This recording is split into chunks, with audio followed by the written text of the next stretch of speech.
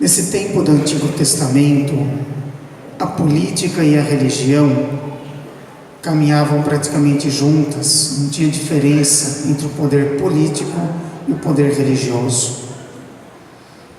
Então, na prática, significa o seguinte: quando um país invadia outro, quando uma nação vencia outra em batalha, não era simplesmente uma batalha entre nações, entre reis. Na cabeça deles, na mentalidade dos antigos, dos povos ali do Oriente Médio, era uma batalha entre deuses, não somente entre reis. Então, o povo que vencer a guerra é o Deus mais poderoso. Tem o Deus mais poderoso, tem a devoção correta. Essa que é a mentalidade. Só que aí aconteceu um problema para o povo de Israel, porque eles já tinham passado pelo exílio na Síria, no nordeste da Síria. Eles já tinham, pelo tempo de 722 a.C., já tinham passado pelo exílio babilonês, Babilônia, o atual Iraque, 586 a.C., e agora estavam passando pelo exílio persa, o atual Irã, 538 a.C. Então, veja, como explicar nesse último exílio que o rei Ciro, olha lá o Ciro lá, isso diz o Senhor sobre Ciro, seu ungido, tomei-o pela mão para submeter os povos e tudo mais. Como explicar que o rei persa, o Ciro, venceu a Babilônia, tomou conta de Israel também? Como explicar? Então o Deus Marduk, o Deus da Pérsia, é mais forte do que todos os outros deuses? É mais forte do que Yahvé, o Senhor de Israel, o Senhor dos exércitos? Como explicar que esse rei deixou livre o povo de Israel? Assim que ele conquista a Babilônia, ele permite o retorno das pessoas que estavam presas lá. Retorno para Israel, os judeus estavam exilados. Então, como que pode? Não era um deus inimigo, o tal do Marduk? O rei Ciro não era um inimigo? Não é um pagão?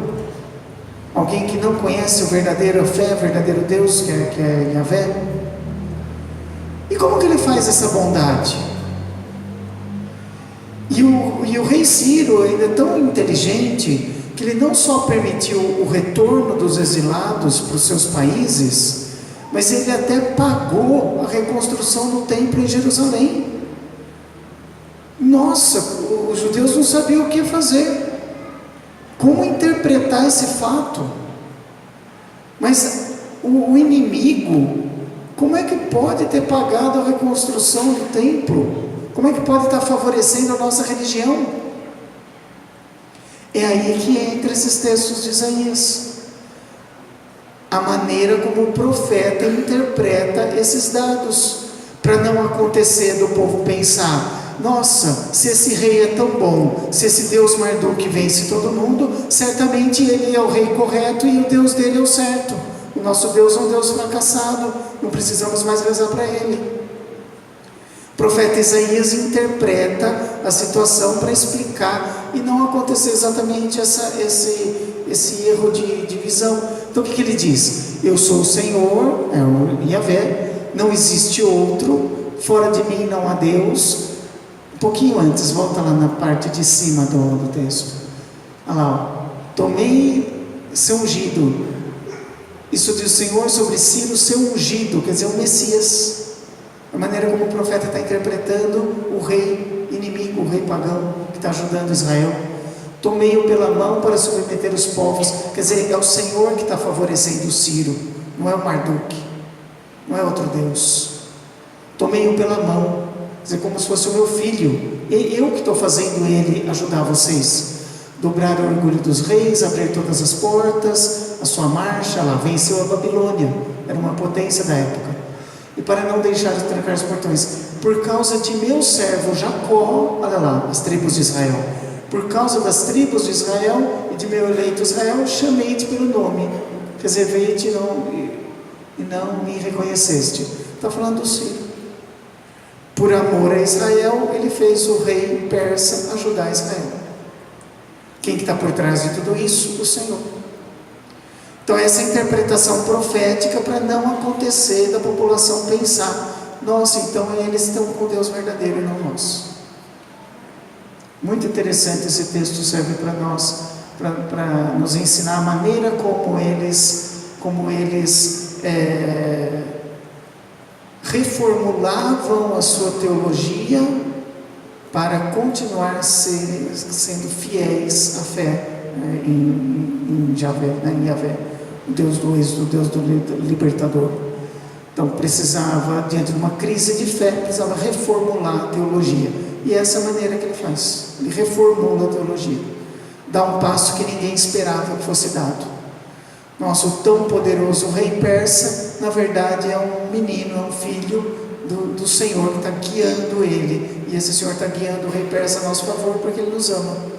Pronto, terminou tudo. Essa é a interpretação final. Muito bonito isso.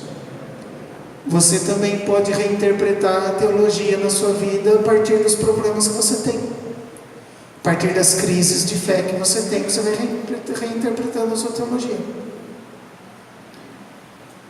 Tem gente que passa por provações de fé e a primeira coisa que faz, entra numa crise danada e começa a reclamar: mas eu estou com essa doença, eu estou com isso, eu estou com aquilo, tantas pessoas maldosas, malvadas, e estão otimamente bem, e estão com saúde, fazem mal para todo mundo, e não sei o que, não sei o que lá. Primeira crise que a pessoa entra: nossa, mas eu que sou uma pessoa tão boa, frequento a religião, ajudo os outros, não sei o que, estou com esse câncer horroroso, entendeu? A pessoa entra num parafuso, ela começa a observar a vida dos outros e falar: mas que justiça que tem isso? Pessoas maldosas com saúde perfeita. Então, diante de uma crise, você precisa buscar energias em si mesmo e na teologia bíblica para reinterpretar. Então, o que a gente pode dizer de uma situação dessa? Que a pessoa tinha uma ideia equivocada de Deus. Se eu preciso olhar para o malvado lá, que está com saúde perfeita, e eu quase morrendo aqui, dizer: nossa, o corrupto, o político corrupto está lá, se deu bem, não sei o quê, tem saúde, eu não tenho. Se eu interpretar a situação dessa maneira, nossa, que visão de Deus que é a minha? Será que a visão de Deus, a minha visão de Deus está correta? Porque se eu seguir por essa trajetória, como que eu vou explicar então a cruz de Nosso Senhor? Os malvados estavam com saúde, estavam reinando ali em Jerusalém, e ele, que não tinha pecado nenhum, morreu na cruz, uma morte terrível. Então, como que você vai explicar? Significa que essa maneira de interpretar não é a correta. Não é a correta. Tanto que muita gente, diante de Jesus sendo crucificado, dizia: desce daí que eu vou acreditar. Está vendo como erram completamente a visão de Deus? Desce que eu vou acreditar. Quer dizer, uma espiritualidade muito interesseira, uma espiritualidade muito materialista, uma espiritualidade muito, o Deus para mim, não eu a serviço de Deus, mas o que Ele me serve. Então desce daí que eu vou acreditar. Quer dizer, eu fico com o time que está ganhando, o Deus que está ganhando, o time mais forte, eu fico com esse, escolho esse. Se o Senhor descer dessa cruz, eu fico com o Senhor. Olha que absurdo. Mas olha que pobreza interpretativa. A pessoa não se questionou de perguntar: por que Ele está nessa cruz? É por amor. Como é que alguém pode desfazer do amor? Como alguém pode voltar atrás em relação ao amor? É por isso que está crucificado, por justiça, por amor, para defender os pequenos, para defender o pecador. Então veja, como é que vai descer de lá, se esse é o trono da glória, é o trono do amor? Eu só estou aqui porque amo vocês, como que eu vou abandonar vocês? Está vendo o erro interpretativo? A espiritualidade mesquinha. Desce que eu acredito. Então, as crises que nós passamos, elas devem servir para nós reformularmos a teologia. Nossa, eu estou seguindo o caminho errado, não é o do Senhor. Não é o do Senhor. Então é muito importante isso, viu?